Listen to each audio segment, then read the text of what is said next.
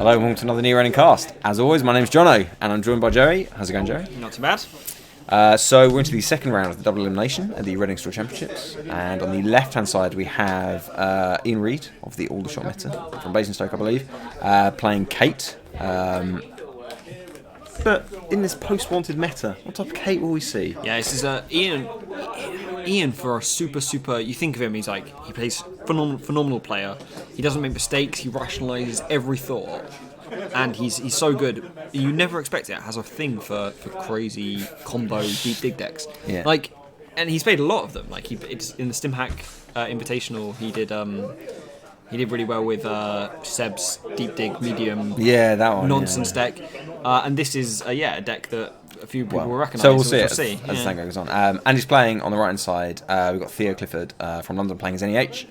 And the first turn was install Arsenal R&D sweeps and install the remote. Seems pretty legit for NEH. So we're going to check that. He does check the remote. Sees a pad, leaves it there. And puts us. You really want to trash that, don't you? Yeah, not when he got 5 money. Yeah. He's trying to trash some. Yeah, I don't know. This is a hard matchup for this particular Kate. Deck check going on there? Yes, some deck checks, yeah. To just distract from the game. Cyberdex, which you want to trash, You definitely right? trash that. Okay, so let's talk about this deck that Ian's building. So he's playing Diaper. It's a derivative, at least, of Dave Sayers' bonkers DDoS hyperdriver stuff. It's called Diaper. It was made by Dave Sayer. It runs 3 hyperdrivers and tends to, once the game's going, it only runs once. Yeah. But you've that got to check run for... is crazy. Yeah, it is, yeah. You've got to check remotes, because you have to check for 2 cards.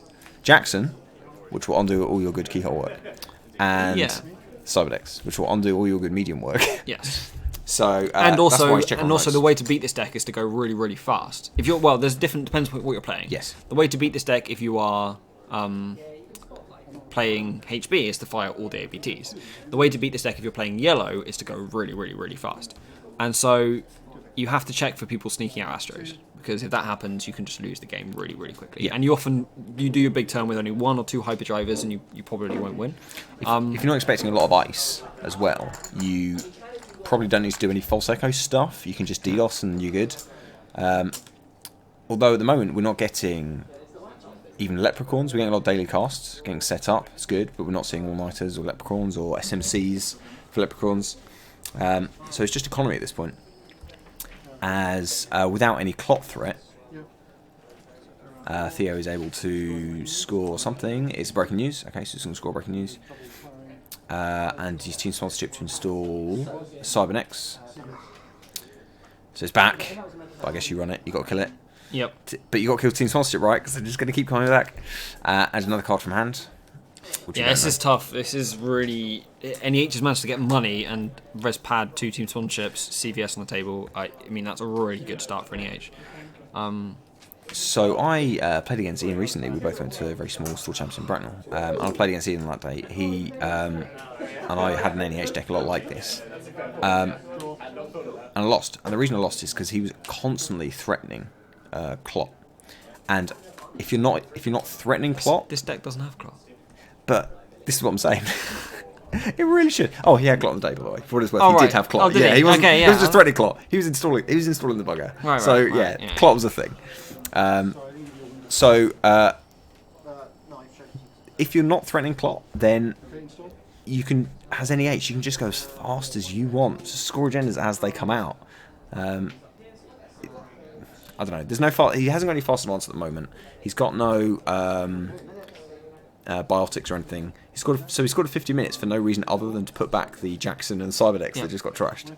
But I guess you can keep trashing these because you can trash them later on, right? You can. Yeah, I feel like maybe a couple of turns before you think you're going to start, you do it. Yeah. Or at least you trash the team sponsorships first, because otherwise they just keep coming back, right? No, he needs to set up like this deck needs to. He's just throwing money into. He needs to get its pieces so that it can. He's losing 2 clicks and 4 credits every turn to trash these cards, and he's gaining 4 credits from daily costs. That's great, but that money's going to run out. Yeah, and he also needs to install like Leprechaun, hyperdrivers. He needs to get medium down, keyhole down. He needs to get his probably not full secos down, DDoS down, costs a lot of money. Yeah.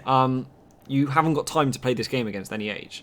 Unfortunately, this is just a really bad matchup for this deck because this deck, if you ignore the opponent, can probably turn 10, have 20 clicks and win the game. Yes. It's just that you can't do that against NEH. Yeah. And so this just makes it bad match. Because he's got pad, so he doesn't need to click for credits. I mean, even if you trash the pad now, he'd probably have enough money for the rest of the game. Maybe. I mean... Possibly, yeah. But he'd need one more sweeps or one more hedge. He needs to get the Astro, he'd have to pay for Baltics, have to res the Sansan, that kind of thing. Once you get the first... If he had an Astro res, then quite possibly, yeah. Hopefully Iain can start getting set up now. He also plays... this deck tends to play a lot of quest... what's it called? The one that draws you 5 cards. Quality time. Quality time, yeah. So that's also very money intensive, like getting set up quickly. Cost, yeah. He needs about 30 credits throughout the game, 30-40 credits, and 10 turns to get set up. So on this turn, he ran HQ twice to see 2 fast tracks or the same fast track twice, and checked the remote. So he didn't do any setup that turn. No, he didn't spend any money. 2 things that he can't afford to trash. Yeah, I mean he'd love to trash DBS, right? Because that'd stop him filtering the draw. Yeah, shame. So he's thinking about resing it, I think. He's going to res the pad. He's thinking of resing DBS as well. Yeah, I think you do because it means you can draw the agendas only when you're about to score them. You can. Well, he's got a fast track as well, so if he can get some fast, it needs to be. But I think it needs to be biotics because Iain is checking. Yeah, but would he trash a Sansan? So maybe he wouldn't. Like it, I think if Iain keeps playing this game, he'll lose. But unfortunately, his deck has no other. Like it has its big turn, or it has. Or he's just going to keep hitting HQ and hoping it snipes them, but it hasn't got another plan. So yeah, it's quite light on breakers. Yeah, right. And it doesn't want to run anywhere where there's ice. It can't let any ice get res. The only reason he's had so many accesses so far is because Theo, for whatever reason, refuses to ice HQ. If you put even one piece of ice on HQ, he's not going to run again until that turn. But if you haven't got a Gent Relief, like you see, he's got 1 Beal, but Ian's wasting clicks. If you haven't got the agendas, then why ice it? I often go through whole games, never ice HQ. So he's installed in this remote. Okay, so if you're this deck, do you check it? You can't, right? No. Because you can't let him res it. I mean, unless Esh is a thing, I don't know. I'm not sure what version of this deck. Well, you can check it, and if he reses it, but you're just never getting in. So you could see if it's a pop-up window or something, but you tend to never run a remote anyway. But it means you can check it during your DDoS turn, your big DDoS turn. You can check any one-iced remotes if you want to, if you think there's the last agenda in there. So it's tough. He really needs to get Leprechaun Hyperdriver down. So I think it was a Sansan that went in this remote anyway, which means that if he has... he's got Beal, so he could score that next turn. Make him very poor. No, leave him 2 because of pad. Yeah, he'd have 2 because of pad, and he'd get 2 a turn. So for Iain's sake, we hope he pitches that Beal. Or he could top deck an Astro, I guess, and score it. Oh, the Beal was on the outside as well when he was in the hand. We obviously shuffled them. Yeah. So Leprechaun, okay. Yeah, we're getting there. We got a piece. We've got one card of the rig. Yeah. Okay. I mean, I feel like he's already lost this game though. Like, unless he gets lucky pulling stuff out of HQ, and the fact that Theo's filtering draws means that he's going to really struggle. He's not going to need his full rig because he won't need like a full set of full secos and clone chips and things because. But you want the clicks. I mean, so he needs hyperdrivers. He needs. Yeah. So he's going to score a Beal off the Sansan. So hypothetically speaking, if you're Iain now and you have, let's say you've got DDoS and Keyhole in hand, do you install them and go next turn with no hyperdrivers? You don't, right? No. You need at least 2 hyperdrivers to make it worth He's also got 2 DDoSes, so he could use DDoS now, 1 DDoS to trash the Sansan and do some stuff. But the thing is, you can't tute it for DDoS. That's one of the reasons you've got 2 DDoS in the deck. So only 1 medium and 1 keyhole. So it needs SMCs. Shapers can get mediums and keyholes, but you can't tute it for the DDoS. So, okay. But I think you just keep setting up. Probably trash the DBS because is there 2 DBS? There's 1 DBS. Oh no, and he's doing team sponsorship. He's team sponsorship and stuff back. Yeah. You just keep setting up and hope that by the time he gets to 6 points, you're ready to at least have a mini little crazy turn. So Jackson and Cybernetics came back. So do you run them again? You don't, right? You don't until the turn before you're going to go or something. And you wish you hadn't done it 2 turns in a row earlier on in the game because they never went away. Okay, so we're getting a clone ship, and so he's going to trash DBS. Sure, okay, because now he can just walk out an agenda. He looks at 2 cards, so he just gets 1 draw. But if he's got a 3/2, yeah, you're trying to slow him down so you can set up. Yeah, he's got a Bartek in hand as well. So he installs on the remote. Scores an Astro, and he's got a Bartek in hand and a fast track. And a Sansan. And a Res Sansan. So that's game. So I think it's done, right? Unless you what? I love watching Diaper have its turn. I love it so much, but it's not going to happen, is it? The thing is, this is the turn, right? He's on game point, so this is the turn he has to go. He's not ready. Yeah, he hasn't got any hyperdrives installed. Because it's too far. all of the early turns. Theo had a phenomenal spent draw. pressuring. Yes, he had. He checked all those remotes, and none of them were really any good.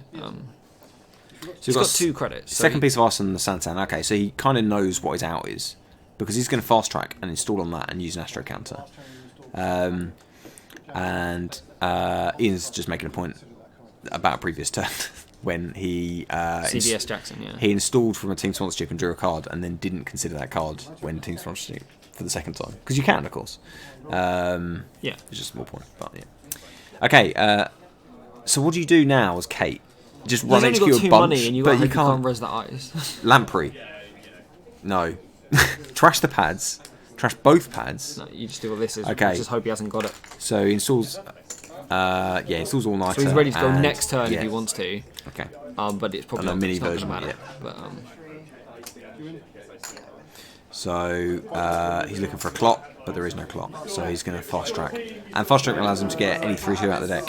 And then for click 1, for click 2, he can stick it on the remote. Click 3, he can advance, and then with the Astro counter, he scored 3/2 on the Sansan. So he does do that. He pulls out a bill.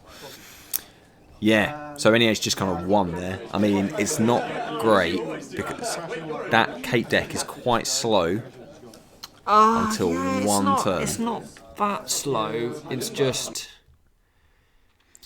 You see, if you ignore all the remotes and you never run and you just set up, if you just he probably is setup. ready to go then. But you've got the problem of Jacksons and CVS. But you might have already won, yeah. But that isn't a. Maybe that's what you do now. Yeah. We should have got Dave on as a kind of guest third co-commentator. Yeah. To, you could have tell got Dave us. instead of me. I don't know what's going on. Yeah. Dave would have been much better at this than me. Yeah. Dave, in the comments, tell us what you should have done. Yeah. against NEH, because I've played. He definitely wins games against NEH. His diaper record is normally 4-1-ish at tournaments. And the loss is almost always to somebody who's played that deck to death and knows exactly how to beat it. I've beaten him at least once with NEH. Maybe more than once on Saturday. But you knew going in that's what card I did. for card what it was. No, I didn't. He had version 2.6 or whatever he's on. Yeah, I don't know. In Bracknell. But you knew you had to go fast. He had some weird stuff. I just went as fast as I could. I was like, okay, let's go. He could have had clock for all I knew. Yeah. I didn't want to take the risk, but I just powered through. You just have to go, yeah. Yeah. And yeah, you won because you didn't have enough. Yeah, because by the time he had to go off, I also had 2 Jacksons on the table during his turn, which helped. Yeah. So he didn't check. I think he checked one of them, but the other one was still there. So if he'd keyhold, as it was, he just mediumed a couple of times instead, I think, or something. Yeah. So I think So I maybe Ian just sets up and hopes that by the time they're on 5 points with an Astro counter, that he can at least have 1 hyperdriver, if not 2 hyperdrivers, and get a pretty good. Because with notoriety, you only need to find 2 agendas, 3 notorieties, bang, done. Sure, if he's got 3 notoriety in hand at that early stage of the game, 1 notoriety, you need 3 agendas, bang. Yeah. Okay, all right, we get it. Both the 2 ones are out of the game, so all the agendas. Yeah, so was that interesting? I mean, he scored the second. He scored the 15 minutes just to use team sponsorship. I guess he had it in hand. It wasn't going to get stopped. I don't know. It's 50 minutes. I mean, you could leave it on the table for a bit and win later. Stops him scoring it. Well, no, because he's never going to use it to win. Because he's got breaking news. He scored the breaking news scored already. So he literally was doing it because he had nothing better to do. He had it in hand. He's like, I'd rather I have a point I don't need than you have a point you might need. So, And I have to wait to click doing it. He uses team sponsorship. It cost me 2 credits to install 2 cards. Oh, that's fine. Yeah, okay. All right. And it clearly was important to Ian that they were gone because he kept trashing them. So he's like, I'm going to do it again. The other weird benefit of 50 minutes, scoring 50 minutes as Corp is that the text is, even though it says it's valid in the runner's area, it's valid in yours as well. So if for some reason you need to shuffle your deck, like you've R&D lock or something, you can click it gained that ability. To clear. Yeah, it's That's an edge case at best, but yeah. Yeah. Okay, all right. They indexing you next turn. Do you know what you do against 50 minutes, which is the most annoying thing? You host on Film Critic and then leave it there for the whole game. Then take it at the end. Yeah. Because that's probably not worth the I don't know. The film critic inclusion. There's not a lot else to use Film Critic on against NEH. Don't install it. Yeah. Okay. All right. Okay. Yeah. Yeah. All right. You make a good point. So unless it's Harp, then do install it. Then you should install it. Yeah. So in the next game, we're going to see. So we're going to stick with Theo winning the winners final. So we're going to see Theo playing NEH again, actually, against his old schoolmate or something. Whose name I'm forgetting, Richard Patterson. Yep. He's playing Noise. He's from Bath, from London, lives in Bath or something. Yeah. So he's playing Noise. He's also a vocal proponent of Noise. Now I know you like Noise. Noise NEH. Theo also plays. He's not playing Noise. They're playing almost the same deck card for card. These two, I think. They collaborated on decks. The three of us made the cut, and not one of us lost a game with Noise in Join the Swiss. Wow, which was interesting. 15 games, and not one of us lost a game. So I guess Noise is good. All right. Yeah. So Noise NEH. Well, for me, which I know they don't, is I have 3 Hacktivist and also 3 Clot. That's good against a wide NEH. Which is 3 Clot's good against all NEHs. Yeah. And that's because I'm happy with pretty much all my other matchups, and that pretty much swings my NEH matchup to my favour. So yeah, I've played you a few times. That Hacktivist is super annoying. Yeah. I it also helps playing against when you play Brendan so much with Soul. You need it just to install your stuff. Just to get rid of his. It says pay 1, remove their current. Remove their current. Yeah. Install something. Yeah. So I know I've played a few games against you where when you've had a Hacktivist down and I'm looking at a breaking news in hand, and I've got a bunch of unresed like team sponsorships, and I'm like, do I res? And in the end I just score it. Yep. Just to kill. I score it and res team sponsorship afterwards because I just don't want to lose. I don't know. I might have like hedge funds or just good cards. I don't know. Yeah, annoying, really annoying. There's also been situations players have like accidentally lost the game where they've had no cards in hand, and I've ran archives and they're like res Jackson. I'm like, you can't res Jackson. You can't. It's illegal. Yeah. Yeah, because activist and it's an additional cost, and they're like, oh yeah, I guess you're coming into archives then. So that's funny. So I don't believe that Theo or Richard run Hacktivist. They run I've Had Worse instead, which I don't run. I do think they're on 2 Clot though at least. So the Clot's a thing. Yeah. And they run a clone chip. I don't run clone chip. Yeah. So they're pretty much straight up what you expect Noise shops to be. They will have played against each other a lot in preparation, so they'll probably both have a good idea of what they're outside in this matchup and how they play against each other. Yeah. So it'd be interesting to see. There'll be some knowledge going into that. We saw how useful that was between Guy and Brendan. Yeah, slightly different here is that it's different. Even me or you playing these matchups would have a good idea of what their deck was doing. Sure, yes, that's true. Yeah. Anyone playing Guy is like, I don't know. Yeah, no idea. Okay, great. So yeah, that's our next video. Forward to it. Viewer, I'd like to remind you, if you want to find any more of our videos, you can find them all at the website, nearreadinggrid.co.uk. You can also find us on Twitter and on Facebook, and you can find us on Patreon if you'd like to support the channel. Thank you, Joe, for helping me content this video. Thank you very much. Thank you for watching, and we'll see you next time.